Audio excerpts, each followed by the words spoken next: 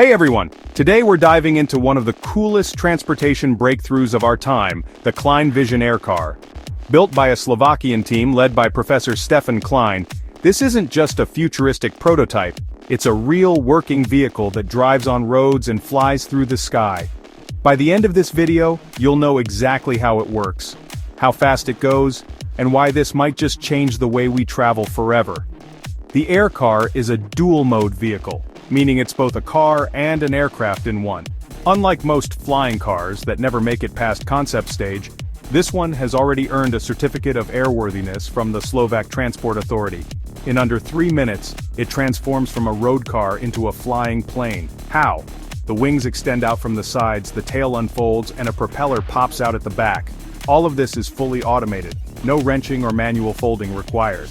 The first working prototype ran on a 1.6-liter BMW engine, giving it 139 horsepower. Pretty modest, right? But the production model now packs a 280 horsepower engine, and higher performance versions are being developed with 320 and 340 horsepower. And get this, it runs on regular gasoline. No exotic fuels or high-maintenance batteries here. In the air, Prototype 1 hit speeds of 190 km/h, or about 103 knots, and could fly up to 1,000 kilometers or 621 miles on a single tank. The second prototype, expected soon, will be even faster, cruising at 300 kilometers per h, which is roughly 162 knots. Now here's something important: takeoff. The AirCar does need a runway. It requires about 300 meters or roughly 980 feet to get airborne. So no, you can't launch it from your driveway, yet.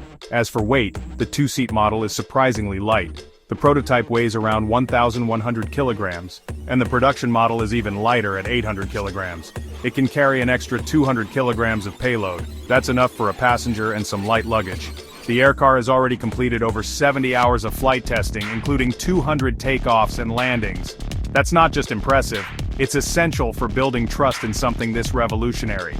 The team is now working to get certified by EASA under the CS23 category, which covers small aircraft in Europe. On the road side, they're aiming for an M1 car permit to make it fully street legal.